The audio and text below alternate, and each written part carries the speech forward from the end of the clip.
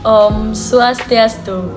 Baik, kami akan membawakan materi pendekatan bimbingan pembelajaran sekolah dasar.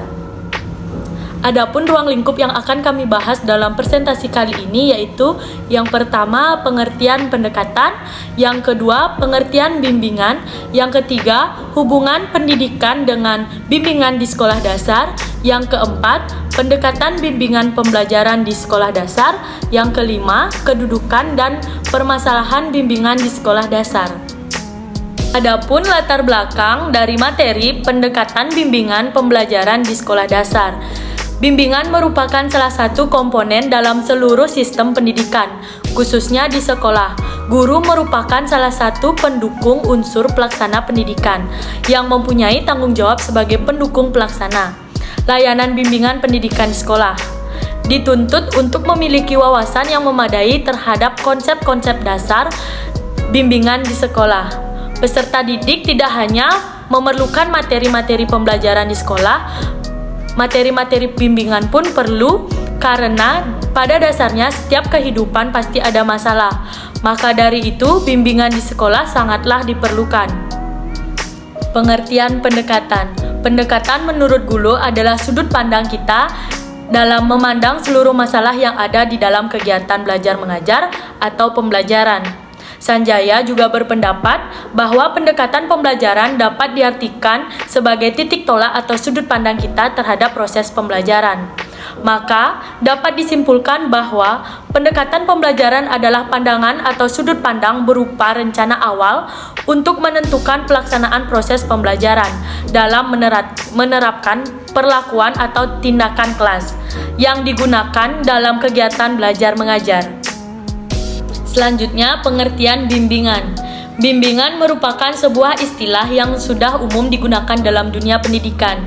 Bimbingan pada dasarnya merupakan upaya bantuan untuk membentuk individu mencapai perkembangan yang optimal. Selain itu, yang lebih luas dikemukakan oleh Good yang menjabarkan bimbingan yang pertama, suatu proses hubungan pribadi yang bersifat dinamis yang dimaksudkan untuk mempengaruhi sikap dan perilaku seseorang. Yang kedua, suatu bentuk bantuan yang dinamis atau selain mengajar kepada murid atau orang lain untuk menolong menilai kemampuan dan kecenderungan mereka dan menggunakan informasi itu secara efektif dalam kehidupan sehari-hari. Yang ketiga, perbuatan atau teknik yang dilakukan untuk menentukan anak terhadap suatu tujuan yang diinginkan dengan menciptakan suatu kondisi lingkungan yang membuat dirinya sadar tentang kebutuhan dasar, mengenal kebutuhan itu, dan mengambil langkah-langkah untuk memuaskan dirinya. Dalam pelaksanaan bimbingan perkembangan, guru dapat melibatkan tim kerja atau berbagai pihak yang terkait, terutama orang tua siswa, sehingga akan lebih efektif ketimbang bekerja sendiri. Bimbingan perkembangan dirancang secara sistem terbuka. Dengan demikian, penyempurnaan dan modifikasi dapat dilakukan setiap saat sepanjang diperlukan. Bimbingan perkembangan mengintegrasikan berbagai pendekatan dan orientasi multibudaya, sehingga tidak mencabut seseorang dari akar budayanya. Tidak fanatik menolak suatu teori, melainkan meramu apa yang terbaik dari masing-masing terapi, dan lebih penting, mengkaji bagaimana masing-masing terapi bermanfaat bagi individu atau keluarga. Bimbingan merupakan bagian internal dari pendidikan. Maka tujuan pelaksanaan bimbingan ini merupakan bagian yang tak terpisahkan dari tujuan pendidikan tersebut. Nah, tujuan pendidikan nasional adalah menghasilkan manusia yang berkualitas dan biasanya dideskripsikan dengan jelas dalam Undang-Undang Nomor 2 tentang Sistem Pendidikan Nasional dan GBHN 2003, yaitu manusia yang beriman dan bertakwa terhadap Tuhan Yang Maha Esa, berbudi pekerti luhur, berkepribadian mandiri, maju, bertanggung jawab, cerdas, kreatif, terampil, berdisiplin, beretos kerja, profesional, tangguh cerdas, dan produktif serta sehat jasmani dan rohani, berjiwa patriotik, cinta tanah air, mempunyai semangat kebangsaan, kesetiakawanan sosial, kesadaran pada sejarah bangsa, menghargai jasa pahlawan, dan berorientasi masa depan. Di mana dari pengertian tersebut didapatkan kata kunci atau kunci dari bimbingan itu adalah antara lain yang pertama, bimbingan itu merupakan upaya membantu dengan memberikan informasi sesuai dengan apa yang dibutuhkan oleh seseorang sebagai objek bimbingan.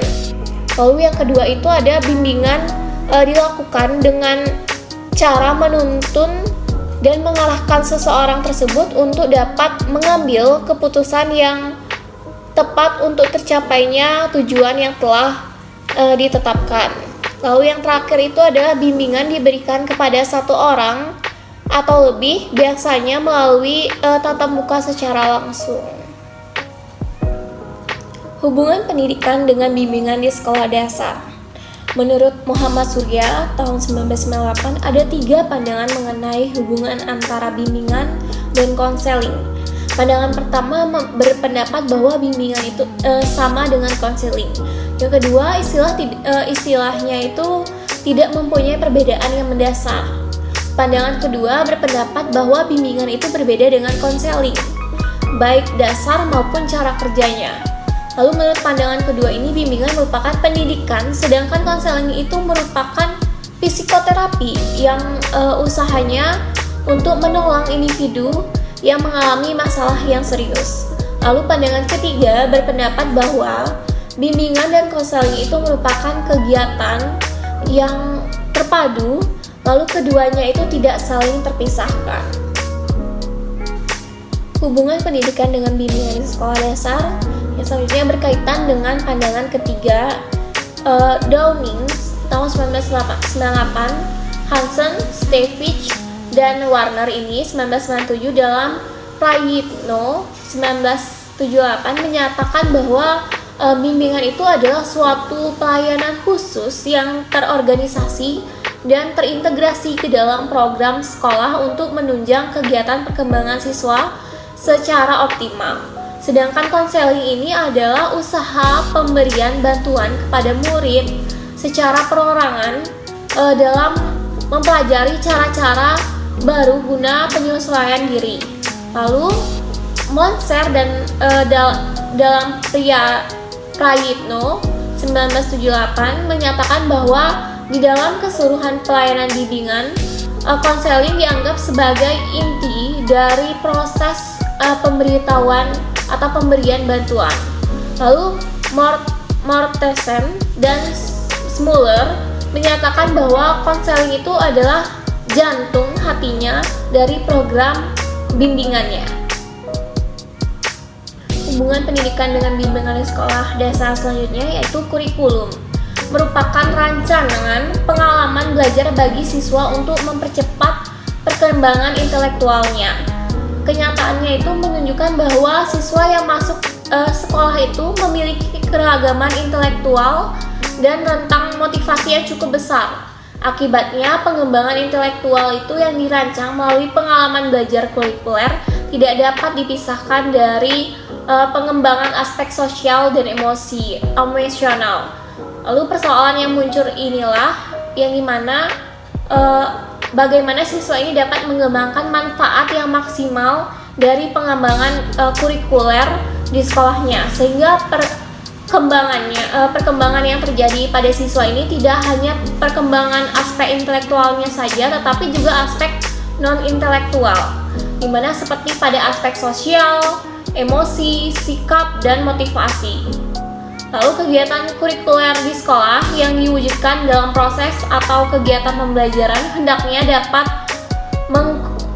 mengakomodasikan keragaman individu siswa. Untuk kegiatan tersebut, pembelajarannya itu harus memperhadapkan siswa itu kepada kemungkinan situasi. Untuk yang pertama itu belajar dalam kelompok besar, lalu yang kedua itu ada belajar dalam kelompok kecil, dan yang ketiga itu belajar sendiri. Lalu hubungan pendidikan dengan bimbingan di sekolah dasar selanjutnya adalah perencanaan kurikuler sekolah akan merupakan wahana yang kondusif bagi layanan bimbingan. Apabila memperhatikan hal-hal sebagai berikut. Yang pertama itu, rancangan kegiatan kurikuler itu mencakup pengalaman belajar yang dapat mengembangkan aspek rasa dan kehendak atau yang kita sebut dengan motivasi. Lalu yang kedua itu, rancangan kegiatan kurikuler menyediakan pengalaman bagi siswa untuk melaksanakan eksplorasi diri, yakni belajar memahami keadaan diri sendiri secara realistik dan belajar merumuskan serta menguji harapan dirinya.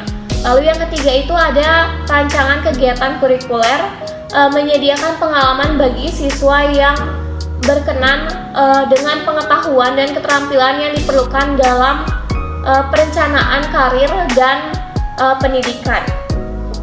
Lalu hubungan pendidikan dengan bimbingan di sekolah dasar selanjutnya, yaitu secara umum itu kita dapat dikatakan bahwa hubungan bimbingan dengan kegiatan kurikuler di sekolah itu terletak dalam dua pokok.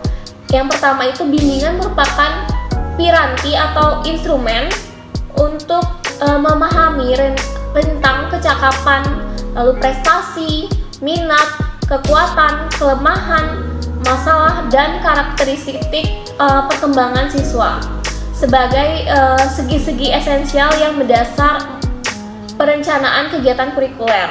Lalu yang kedua itu ada bimbingan membantu siswa dalam memahami dan memasuki kegiatan belajar yang disediakan dalam pengalaman kurikuler tersebut. Macam-macam pendekatan bimbingan. Nah, dalam macam-macam pendekatan bimbingan ini, menurut Muro dan Kotman, yang kemudian diperjelas kembali oleh Sunaryo dan Kartadinata dan Ahmad, di mana mengemukakan ada 4 pendekatan bimbingan pembelajaran. Nah, yang pertama yaitu pendekatan krisis, yang kedua yaitu pendekatan remedial, yang ketiga yaitu pendekatan preventif, dan yang terakhir yaitu pendekatan perkembangan. Nah, pendekatan yang pertama yaitu pendekatan krisis, di mana pembimbing menunggu munculnya suatu krisis dan dia bertindak membantu seseorang yang menghadapi krisis itu.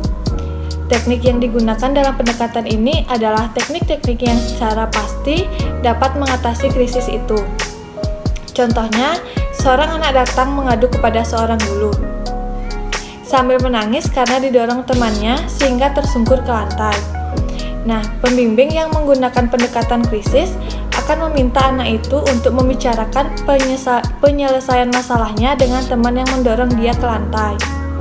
Bahkan mungkin pembimbing atau guru tersebut memanggil teman anak itu untuk datang ke kantornya untuk membicarakan penyelesaian masalahnya itu.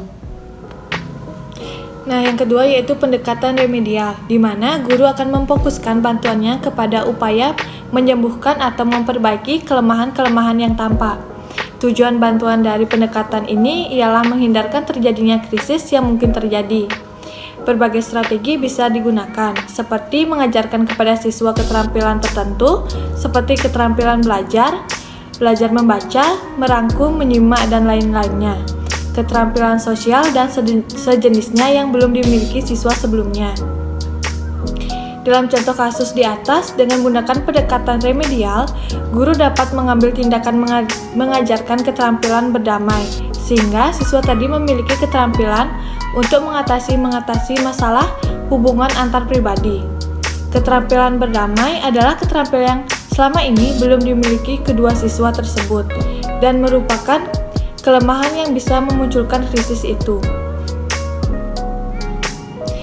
Pendekatan bimbingan yang ketiga yaitu pendekatan preventif, di mana mencoba mengantisipasi masalah-masalah generik yang mencegah terjadinya masalah itu.